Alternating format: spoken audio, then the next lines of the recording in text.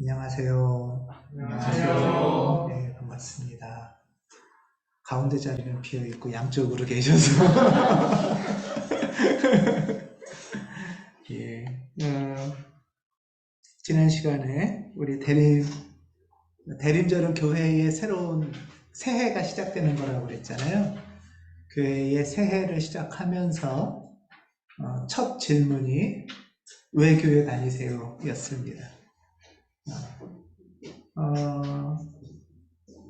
사실 이거는 누가 나한테 물어보는 얘기이기도 하지만 내가 나한테 하는 질문이기도 하죠. 네, 왜 내가 교회 다닐까? 또 옆에 있는 사람들이 우리를 볼 때 저 사람 왜 교회 갈까? 이런 것들이 되게 궁금하잖아요. 네. 그리고 사실은 그런 질문 받으면 약간 당황스러울 수도 있죠. 뭘 또 그런 것까지 물어보나 싶고 그냥 가는 거지.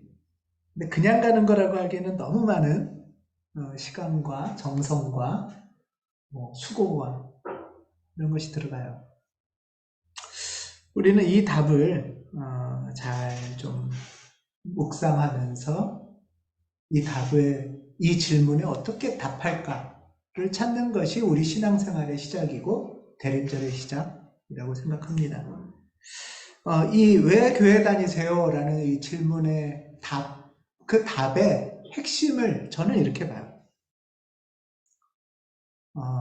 나다운 존재로 자유롭게 사랑하고 잘 사랑받기 위해서 교회 다닙니다. 나다운 존재로 자유롭게 사랑하고 잘 사랑받기 위해서 교회 다닙니다.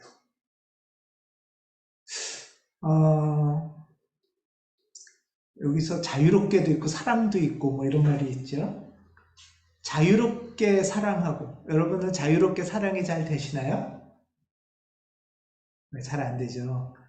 아깝기도 하고, 또 주면은 저놈이 잘 못 받기도 하고, 못 받을 것 같기도 하고, 여러 이유로 또 나 혼자 살기도 힘든데 뭐 그렇게 사랑을 줘? 이러기도 하고. 그래서 자유롭게 사랑을 못해요. 뭔가 이렇게 걸려 있어요, 자꾸. 또 잘 사랑을 받으시나요? 누군가가 날 사랑해주면? 그것도 생각보다 잘 사랑을 못 받을 때가 많이 있어요. 여러 이유로. 이거는 또 우리가 조금씩 더 묵상해 봐야 되지만, 나다운 존재로 자유롭게 사랑하고 잘 주시는 사랑을, 이 자연이 나한테 주는 사랑도 있고, 부모님이 주는 사랑도 있고, 친구가 주는 사랑도 있고, 많은 그렇게 주시는 사랑을 내가 잘 받으며 살기 위해서 교회 다니고 신앙생활 합니다. 라고 저는 생각해요. 네. 이 답에는 근데 그 이면에는 사실 나답게 잘 못 사는 거죠. 사랑을 잘 못하고 주는 사랑도 잘 못 받는다는 게 사실은 이 이면에 있는 얘기인 것 같아요. 그렇지 않아요? 네. 우리 현실은 그렇지 않은 거예요. 우리 현실은 뭔가에 얽어매어 있어서 막 사랑하려고 해도 눈치 봐야 되고, 사랑받을 때도 뭔가 부담스럽고, 또 이거 왜 이러세요? 뭐 이런 마음이 드는 거죠. 내가 뭘 하려고 그래도 그렇고.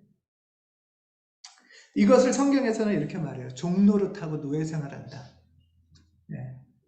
그래서 내가 자유롭지가 않은 거예요. 뭐가 이렇게 얽어매어져 있는 거예요. 몸이. 어깨도 쪼여져 있고. 이런 일반의 삶을 성경에서는 수고하고 무거운 짐진 인생이라고 말해요. 수고하고 무거운 짐진 인생. 그게 그냥 보따리 짐 정도가 아니라 수레 끌고 가는 그런 소와 같은 그런 인생이란 뜻이에요. 무거운 멍에를 짊어진. 불교에서는 이거를 인생은 고해라고 얘기를 해요. 인생은 고통의 바다다 이 말이에요. 고통의 바다다. 왜 이렇게 인생이 뭐에 멍에를 메고 살고 뭐가 우리 인생을 이렇게 고통스럽게 할까? 뭐가 내 자유를 빼앗아서 나를 지배하고 있을까? 이런 내 삶의 현실, 사실 비극적인 현실이죠. 비참하고 비극적인 현실을 보고 그 현실 속에서 나를 지배하는 그 세력을 발견하는 것으로부터 우리의 신앙생활은 시작합니다. 우리가 전에 수요 모임에서 가을에 나를 지배하려는 또는 지배하고 있는 네 가지 세력, 이걸 공부했었어요. 나를 지배하는. 기억나시나요? 예. 이건데요. 우리를 지배하는 네 가지 세력들. 첫 번째가 캐피탈리즘, 자본주의죠. 코카콜라 마크로 되어 있는 이 자본주의. 다음에 두 번째, 요 그림에서는 이렇게 화살표로 되어 있는 두 번째가 가부장제. 그 다음에 그 왼쪽에 세 번째가 인간종 중심주의. 그리고 네 번째가 분단체제. 기독교인이나 비기독교인이나 상관없어요. 최소한 남한 사회에 사는 사람들은 이 네 가지 세력의 지배를 받으며 살아요. 그렇지 않나요? 네. 그래서 이런 세력의 지배를 받고 사는 우리 인생들을 종교인, 비종교인, 뭐 유신론, 무신론 이런 프레임은 지금 필요가 없어요. 종교인만 분단체계에서 고통을 당하는 것도 아니고 비기독교인은 가부장제에서 자유로운 것도 아니잖아요. 신이 있든 없든 우리가 자유롭게 살지 못하는, 우리를 지배하는 이 세력은 분명히 있는 거죠.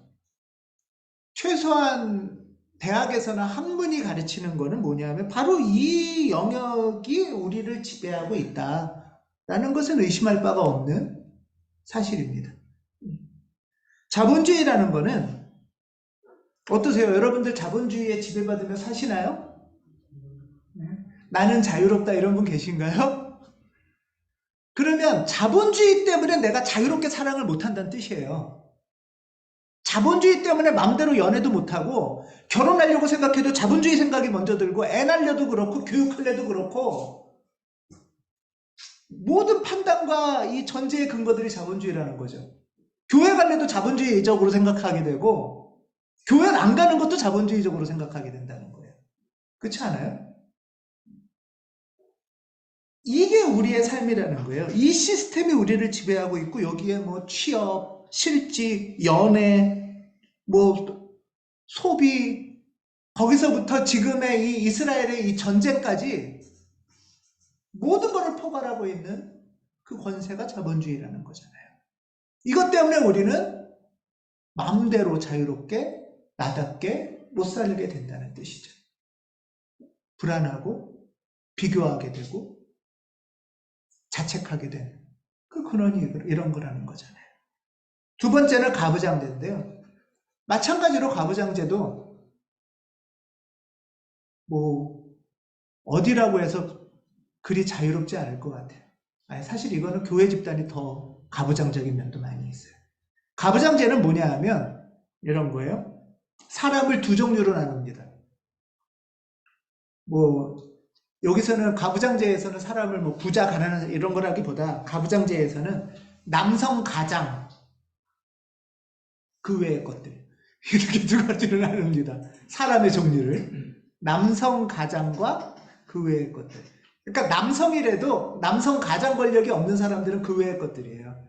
그러니까 가부장제를 왜곡하고 오해하는 거는 남자 대 여자라고 하면은 그거는 아니에요. 남자들만 모아놓은 집단도 남성 가장 권력과 그 외의 것들이 구분되죠. 남자들끼리 모여있어도 거기서 왕따 되고 무시되고 지배당하니까요. 이게 가부장 권력하고 연결되어 있거든요. 남성 가장 권력은 그래서 모든 것을 자기가 판단하고 결정하고 지도하고 나머지는 그거를 다 무조건 나머지 가족들은 다 따라야 되는 거죠. 이게 가부장제 구조예요. 이 가부장제라는 게 우리 가정에만 있으면 이렇게 가부장제, 우리를 지배하는, 이렇게까지 말하지 않을 수도 있어요. 왜? 혼자 살면 되니까. 그런데 문제는 가부장제가 가족에서만 작동되는 게 아닌 게 회사도 그래요. 남성 1인 가장 권력과 그 외의 것들. 회사도 그렇죠. 국가도 그래요. 1인 대통령과 나머지 것들. 이런 구조죠. 사실 교회도 많이 그래요. 1인 남성 목사와 그 외에. 이런 구조 체제들 속에서 우리는 가부장제의 지배를 받다 보면 그냥 훌륭한 남성 가장 한 명이 있으면 우리는 그냥 거기를 쫓아가리라 이러면서 종노릇하기 쉽다는 거예요. 이게 종노릇인 거죠. 거기에 의존하는 게 편한 거예요, 이제. 나다움이라는 것은 불편하고, 그래서 에리 프롬 말처럼 자유로부터 우리는 도망가는, 오히려. 나 자유 싫어요. 훌륭한 대통령 한 명을 어떻게 뽑을까만 고민하는 거죠, 우리는. 인간종 중심주의는 가부장제의 확대판입니다. 저는 그렇게 봐요. 이건 에코페미니즘하고 연결되는 건데요. 이거는 아까 가부장제는 인간을 두 종류로 나눈댔잖아요. 남성 가장 권력과 나머지 것들. 또 인간종 중심주의도 인간 남성 권력자와 그 외의 것들이에요. 그냥 생태운동, 생명운동 이러면은 이제 인간 대 비인간, 동물들, 뭐 물질들 이렇게 보통은 구분하지만 사실은 그러면 사람들끼리는 잘 지내냐? 그렇지 않잖아요. 대표적인 게 나치인데요. 중심 권력이 지배하고 그 외의 것들은 뭐냐 하면은 유태인, 집시, 뭐 불황자들, 장애인들은 다 그 외의 것들이었어요.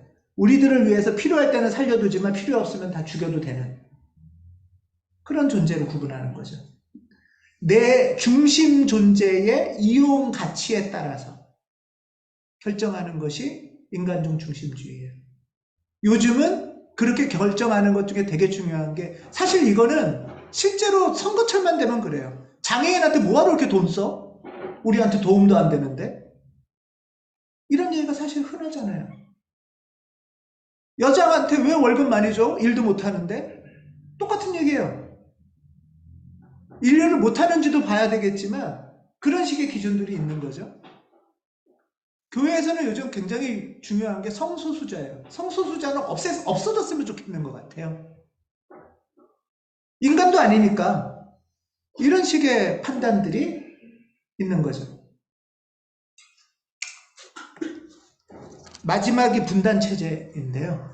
분단체제는 뭐냐 하면 남북이 갈등하고 있는 거잖아요. 여러분 나랑 입장이 다른 사람이 막 나랑 싸우려고 해요. 막 입장이 첨예해져요. 그러면 어떻게 그 문제를 해결하면 좋을까요? 예, 그렇죠. 대화. 우리 신앙인은 기도하고 대화하면서 풀어야 되죠. 근데 분단 체제에서는 갈등이 있을 때 어떻게 해결하려고 들어요? 전쟁하려고 하죠. 힘으로 상대를 짓밟는 걸로 갈등을 해결하려고 해요. 내가 힘만 있으면 나랑 입장이 다른 존재를 무시하고 짓밟고 없애려고 갈등 상황을 힘으로 해결하려고 하는 게 우리 안에서 가장 깊게 있어요. 근데 이게 우리 일상까지도 들어와 있어요, 사실. 뭐 여러 가지인데, 예를 들면 뭐 교실에서 애들이 떠들면 선생님들이 어떻게 해요? 니네 맞을래? 예. 교실에서 예를 들면 애들이 떠들면 니네 조용히 안 하면 때릴 거야. 옛날에 그랬죠. 예. 입장이 다른 걸 그냥 때리면은 나보다 힘 약한 것들은 가만히 있어. 이런 것들로 문제를 해결하는 거죠. 가정폭력도 여기서 나오는 거예요. 아내와 예를 들면 여성과 남성 부부가 입장이 서로 다르고 싸워요. 그럴 때 말로도 안 되고 논리도 안 되고 대화가 안 될 때 주로 폭력으로 해결하죠. 갈등의 입장을 힘으로 해결하려고 드는 게 분단체제예요.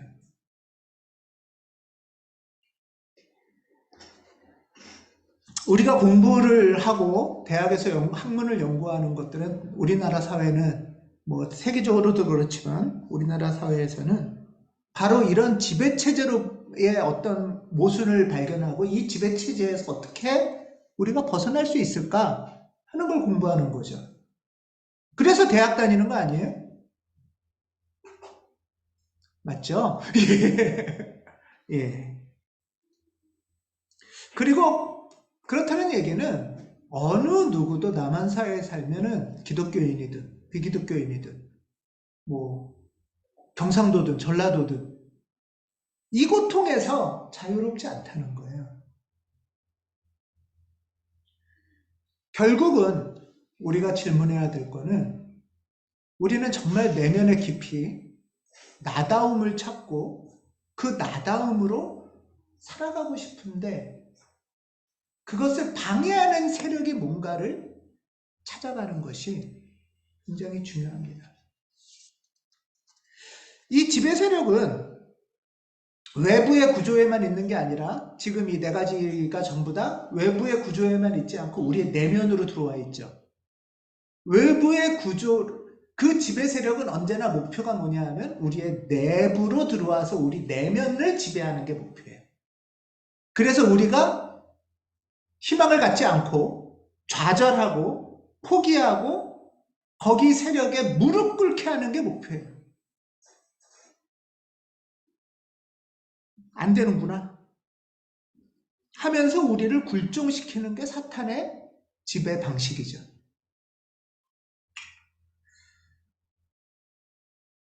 결국은 이 지배 세력이 우리의 내부로 들어와서 사람이 죽게 되는 것, 나라는 나다움이 죽게 되는 것. 그래서 이것을 불교에선 독이라고 했어요. 독. 기독교에선 이걸 죄라고 했어요. 죄. 독을 먹으면 죽고 죄에 이르면 사망하는 거예요. 지난 시간의 것들을 간단하게 다시 요약을 해보는 겁니다. 기억나세요? 삼독, 탐, 진, 치. 이 세 가지를 사람을 죽이는 독이라고 불교에서 얘기해요. 탐욕하면 이건 욕심이죠. 욕심. 욕심에는 여러 욕심이 있어요. 뭐 지배욕도 있고, 인정욕도 있고, 돈 욕심도 있고.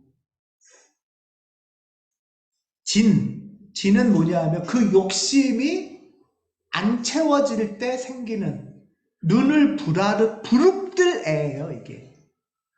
화가 나서 눈이 막 이렇게 커진다는 뜻이에요. 내 마음대로, 내 성질대로 안 되고, 내 성질대로 이게 안 채워질 때, 채워질 때는 또 눈을 부릅뜨면서 잘난 척 하겠죠? 내 욕심은 채워져도 문제고, 안 채워져도 문제예요. 그리고 이 우치는 어리석을 백치 할 때 이 치인데, 이 탐욕과 진해에 사로잡혀서 무지하게, 미몽으로, 목매하게 살아가는 존재를 우치라고 하고요. 이렇게 끌려가는 인생이 수고하고 무거운 짐을 지고 살아가는 노예 같은 삶이라는 거예요.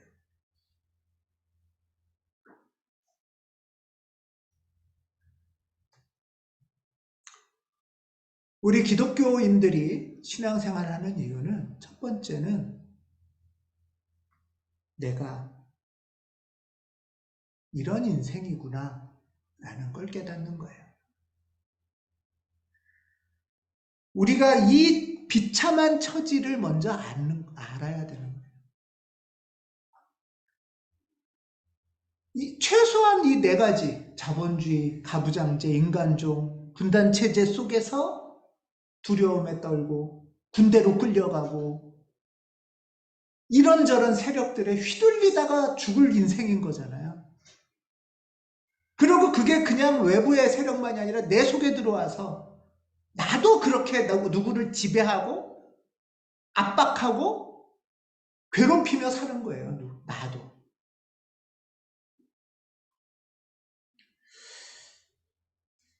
우리 신앙의 의미는 이런 비참한 인생이라는 것을 깨닫고 여기서부터 탈출하는, 그것이 우리의 희망이에요. 그게 신앙의 희망이에요. 그 희망을 기다리고 기대하는 게 대림절이죠. 그 기대와 희망으로부터 우리는 새 꿈을 꾸고 신앙을 시작하고 교회를 가는 거죠. 비록 어저께까지 우리가 비참하게 무릎 꿇고 지치고 이리저리 휘둘리며 끌려다녀서 나답지 못했을지라도 오늘 아침에 졸린 눈을 비벼뜨면서 몸을 일으켜서 교회를 향해서 첫 발을 내디딜 때는 이 기대로 나서는 거예요. 이 기대로. 내가 이렇게 그냥 죽진 않으리라. 내가 이렇게 그냥 인생을 마치지는 않을 거야. 다시 기대를 갖고 내디딜 거야 하는 마음으로 그 세력들을 물리치면서 몸을 일으켜서 첫 발을 내딛는 겁니다. 이게 물리적인 첫 발만이 아니라 이게 우리 신앙의 고백이고 희망의 고백인 거예요. 이것이 바로 신앙의 출발이라 대림절이 한 해를 시작하는 겁니다. 지난주에 우리 나눴던 말씀 중에 베드로 3장 15절, 여러분이 가진 희망을 설명하여 주기를 바라는 사람에게는 언제나 답변할 수 있게 준비를 해두십시오. 여러분이 가진 희망을 설명해 줘봐요. 이렇게 궁금해하는 사람이 있을 수 있죠. 이건 뭐냐? 겉모습을 보면서 그냥 자지 왜 교회를 가? 할 때 내가 왜 어떤 희망을 갖고 어떤 기대를 갖고 지친 몸을 일으키는지 설명하라는 거예요. 아마 그 첫 번째 설명은 누구한테 해야 돼요? 나한테 해야 될 거예요. 내 속에서 나는, 내 속에 또 다른 나는 그런 게 되겠어? 그런 게 있어? 그냥 포기하고 눈 감어 하는 소리가 들릴 거란 말이에요. 그거를 뿌리치면서 일어날 때 내 속에서 물어보겠죠. 넌 뭘 기대하길래 몸을 일으켰어? 그 희망을 설명하기를 바라는 사람에게 내가 무엇을 기대하고 희망하는지 준비하는 것. 이것이 내가 나를 존중하고 당당하고 용기 있게 일으키는 그 힘이 될 거라는 거예요.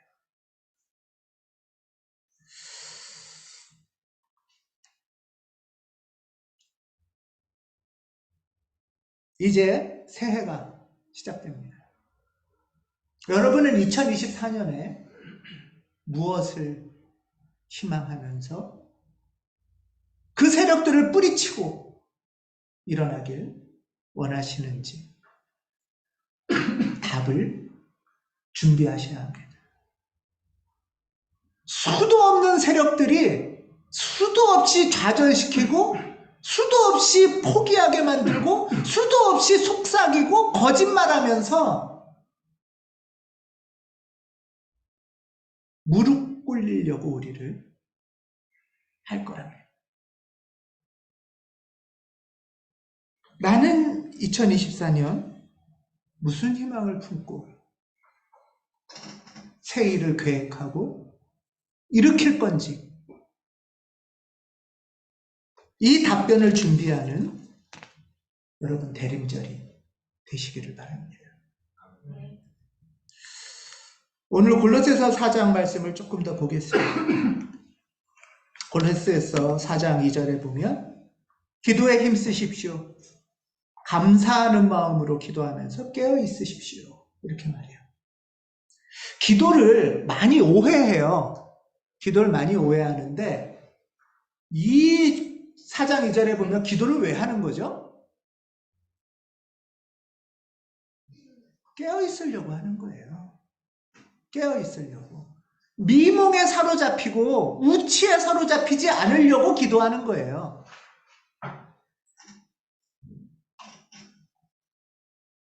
기도라는 이유는 첫 번째는 내가 잠자고 있고 세력 속에 지배당하고 있어서 눈을 감고 있다가 기도를 한다는 거는 깨어난다는 뜻이에요.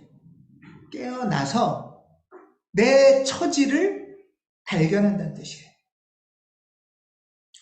기도 안 하면은 내 처지를 알 수가 없어요. 예를 들면 알코올 중독자라고 치세요. 술이 깨나 봐야 내가 술 취했던 상황을 알지. 늘 술 취해 있다면, 술 취한 사람들 늘 그러죠. 물어보면 나 안 취했어. 나 안 취했어.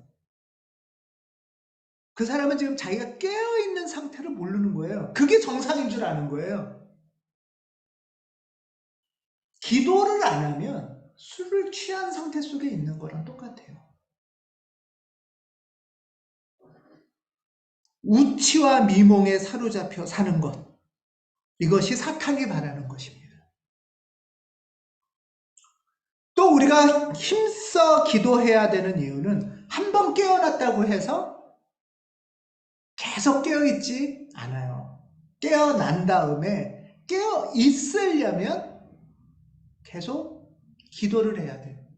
이 말은 뭐냐? 이 사탄의 세력과 우리를 속이려는 마음은 너무나 부지런해서 잠깐 틈을 타서 우리가 은혜 받고 다짐하고 하나님하고 동행하고 싹 돌아서는 순간 쑥 들어와요. 여러분 그러지 않아요? 내가 누구를 용서해 줘야지, 누굴 사랑해야지, 내가 마음을 더 넓게 가져야지 하고 싹 돌아서는데 누가 클락션을 빵 눌리면 갑자기 확 힘이 열이 받아서 저놈의 자식 하게 된단 말이에요. 한순간이거든요. 우리가 그렇게 약해요. 그래서 기도를 하는 거예요. 기도를 통해서만 우리는 깨어서 힘을 얻을 수가 있어요. 기도를 통해서만 우리는 희망을 잃지 않고 자유로운 삶을 살 수 있어요. 여러분 지난 한 주간 많은 속임수가 나를 사로잡았을지 몰라요. 그리고 그게 진짜인 것처럼 너 그렇게 살면 안 돼. 이렇게 해야 너 살아남을 수 있어. 이런 속임수들이 굉장히 많았을 수도 있어요.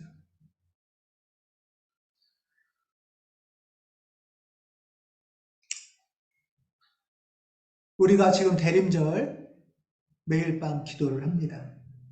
대림절에 매일 밤 기도를 하는 거는 오늘 하루 내가 어떤 세력들에 휘둘렸는지 라도 알자는 거예요. 어떤 세력에 휘둘렸고 마음이 이렇게, 여러분 어떠세요? 이렇게 마음이 막 여러분 스스로는 좀 내가 좀 배포가 넓고 좀 베푸는 거를 많이 한다 생각하세요? 아니면은 나도 모르게 좀 옹졸하고 인색하고 계산적이다 이런 마음도 들 때도 있으세요? 근데 우리가 언제나 이렇게 막 옹졸하고 인색한 건 아니잖아요. 또 나는 옹졸하고 인색하게 살아야지 이렇게 혹시 다짐하신 분 계세요? 그런 건 없죠? 네, 그렇지 않아요. 근데 어느 순간에 나도 모르게 나를 돌아봤을 때 마음이 이렇게 돼 있는 거예요. 옹졸하고 인색하고 막 누가 조금 잘못하면은 막 도저히 용서할 수 없고 또 그것을 남한테만 잣대를 대는 게 아니라 내가 나한테까지도, 그래서 스스로도 막 자책하고 내가 뭐 할 수 있겠어? 이런, 우리가 기도하고 깨달을 때는 이렇게 넓어져요. 하나님이 운행하시기 때문에. 근데 뭔가 자극이 탁 오는 순간 나도 모르게 확 좁아진단 말이에요. 하루에 기도를 하는 이유는 언제 내가 이렇게 좁아졌지? 그리고 좁아지는 그 잣대로 혹시 누구를 공격하고 나를 자책하고 희망을 포기하고 그렇게 살진 않았는지 살펴보면서 스스로 너그럽게 주님의 도움으로 다시 마음을 넓히는 게 기도예요. 저는 여러분들하고 같이 매일 밤 기도를 하니까 이게 좁아졌던 마음이 이렇게 넓어져서 잠이 잘 와요. 여러분 혹시 그런 경험 없어요? 옹색하고 인색하고 마음이 좁아질 땐 잠도 잘 안 오지 않아요? 너그러워지지 않으니까. 나한테도 자책하고 누구도 미우니까. 여유롭고 너그러워지면 내 몸에 긴장이 풀리고 어깨도 풀리고 마음도 느긋해져서 그래 내일의 일을 또 주님께 맡기고 오늘은 잘 쉬자. 그게 깨어있는 거예요. 깨어있는 거는 막 바짝 긴장하고 경직돼서 막 이게 깨어있는 게 아니에요. 이렇게 하면 우리가 어떻게 살겠어요? 깨어있는 건 오히려 느긋하고 여유롭고 자유롭게 나로 존재하는 것이 깨어있는 거예요. 이게 하나님이 주시는 선물이고 우리가 일주일 내내 점점 막 몸이 굳고 어깨가 굳고 목이 굳어서 이러고 있다가 아, 내가 이렇게 살면 안 되지 하고 다시 그런 것들을 뿌리치면서 하나님을 찾고 교회로 나가는 것이 이 품을 넓히는 것, 내 근육을 유연하게 하는 것, 그것이 우리가 기도에 힘쓰고 깨어있는 것입니다. 대림절 둘째 주일 한 주간도 이 다가올 한 주간도 분명히 많은 세력들이 우리한테 다가와서 위협하고 속이고 지배하려고 들 겁니다. 그때 언제는 맞서 싸워야 될 때도 있고 언제는 슬쩍 피해야 될 때도 있고 성질을 부릴 때도 있지만 씩 웃을 때도 있을 거고 하면서 주님 안에서 기도하며 이 한 주간을 그러면서 희망을 잃지 않는 이 한 주간이 되시기를 주님의 이름으로 기원합니다. 아멘. 기도하겠습니다.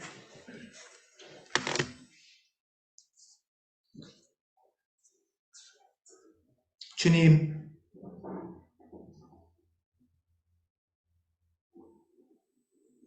우리 한 주간을 돌아볼 때